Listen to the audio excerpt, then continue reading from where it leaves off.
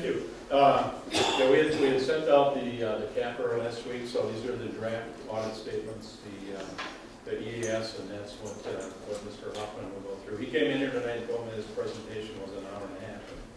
We said no. So he's going to shorten that by. Yeah, but then just the driving time. Driving time. Good, yeah, he's included. But I'll just quickly turn it over to Brady, but we did receive an unqualified opinion. It's the best opinion that we can receive, and I think highlights the fund balance went up by about $5.5 million to 12.7 reserve. So I think it was a pretty good year. I'll turn it over to Mr. Mark. All right, so I'm basically just going to walk through our executive audit summary. Does everybody have a copy? Had a chance to page through it? Do you happen to have it? It's online. I know, I did bring it. I could watch, I It'll be could a look smaller on packet, your legal share. full statements.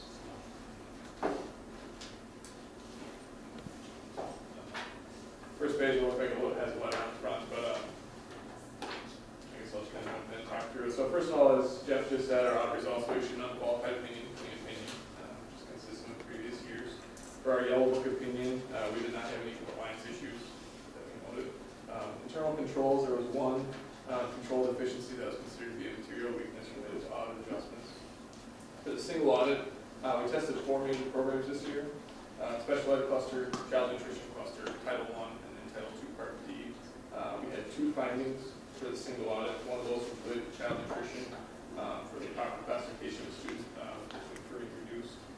They were classified as a reduced student when they actually should have been free. And then we had a significant deficiency related to special ed for missing time and effort documentation as required by the single audit standards. For legal compliance, we had no issues related to state statutes. So those are kind of the quick highlights of the opinions that we give. For those that have the EAS with them, I'm going to jump ahead to page 2, which is our that goes over the fund balances.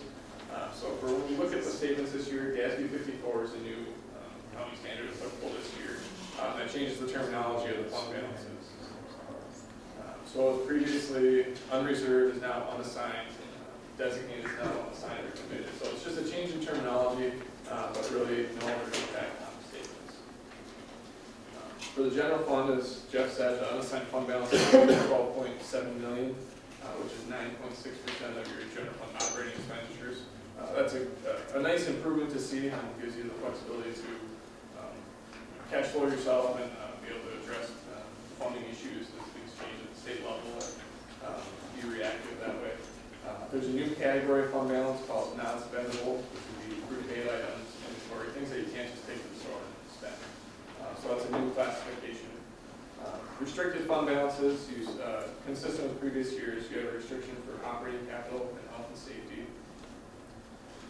Looking at budget results for the general fund came in about 0.56 or $776,000 over budget on revenues, which is spot on. You can't get much closer than that when you know $138 million budget. So that's pretty impressive. Expenditures came in about 1.09% or $1.4 million under budget. So very good budgeting. Those things don't just happen. It's very good planning and something to be very proud of. For your food service fund, budgeting was pretty good on revenues, less than 1% variance there. Expenditures were about 6% under budget, so something to maybe look at as far as if there's anything that should be taken into consideration for fiscal year 12 budget amendments. And then the ending fund balance in the food service fund is just over 1.7 million, which is a healthy fund balance, which is what we'd expect to see. For community education, the budget to actual results there very well also. Revenues were 1% under budget and expenditures were within 0.2%. So budgeting and accounting team here has been pretty good. That's what we like to see. Also, community education programs, the fund balances are all at healthy levels, very self-sustaining, not relying on any supplements from the general fund or anything like that. So very good programs there. Building construction fund, there are some budget variances there. The district issued bonds during the year for capital projects and budgeted the expenditures, however, they didn't happen, so those will carry over to next year. So that's why the district was 65% under budget, but that's just a timing issue there. The debt service fund, the district has about $44 million restricted for the bond refundings. About $35 million of that will be refunded this February. The remainder will be in 2014, so that's an amount that will be reducing here in the next couple of years. Budget-wise, once again, right on. Came in a little bit under budget or over budget on expenditures, as some of the OPEB interest wasn't budgeted, as well as some of the bonds are being refunded. Those escrow accounts, so those things get factored in. For your proprietary and trust funds, your self-insurance fund pretty much broke even this year, had a slight increase, so it's at a fund balance of just under $8 million. I was talking to Jeff, and I believe you guys have plans in place already to use some of that excess fund balance or some to premium rebate and also an in-house clinic, so some use of those funds.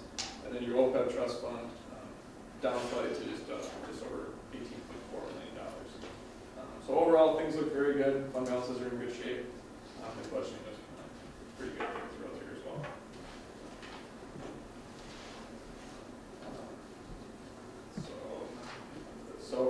Trend-wise, for the fund balances, on page 3, you can see how the general fund's unassigned fund balance 5 years ago was only at 2%, now it's 9.5%, so that's a positive trend. You can see the page 3 shows how that's been trending over the past 5 years.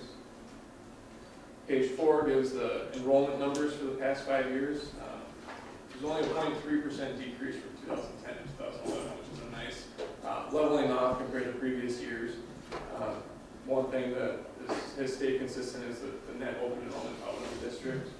There was an increase in the number of students who enrolled in charter schools from 2010 to 2011, where it went from 722 to just over 800 in 2011.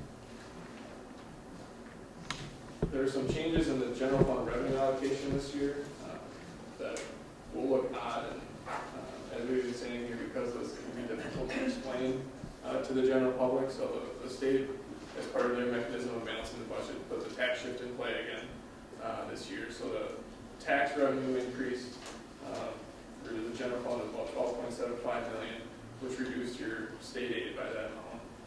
The other factor that plays into this, in 2010, as part of the RAS stabilization funds that were available, the state aid was reduced 8%, and that was replaced with federal dollars, and that was about $8 million. So the RAS stabilization was one-time funding in 2010, so that has now been reinstated as state aid. So the state aid came back up 8%, but then with the fluctuation of the tax shift, we had a slight decrease in state aid. Your federal dropped from $15.9 million down to $7.9 million, and then your taxes jumped from $30 million to $42 million. So it looks like a lot of crazy things going on, just mechanisms with the state balancing their budget. One thing to point out is it wasn't an increase in taxes on the residents, it was just the timing of recognition of when those taxes were kept that it counted as revenue. So overall, things remain pretty consistent otherwise. Moving ahead to page 9, this chart shows the expenditures per student over the past 5 years, and from 2010 to 2011 remained very consistent with what we like to see. 2009 had a jump in expenditures due to the funding of the OPEB trust. So that was a one-time accounting treatment to contribute the bond proceeds into the OPEB trust.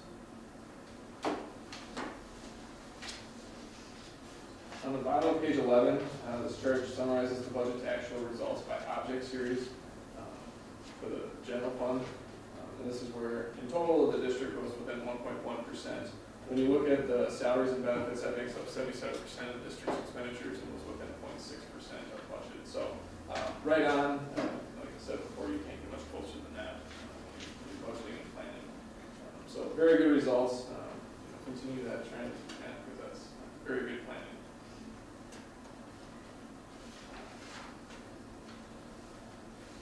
On the food service fund, page 13, the thing I'm going to point out here is on the bottom of the page. On the bottom of the page, it shows a graph that breaks down the meals served by type, free, reduced, and full price meals. And the percentage breakdown of free, reduced compared to the total actually stayed consistent at about 54% of the meals served Most districts are still seeing that as an increasing, more and more students being pre-reviewed, so Robbinsdale leveling off is not as common as what we're seeing.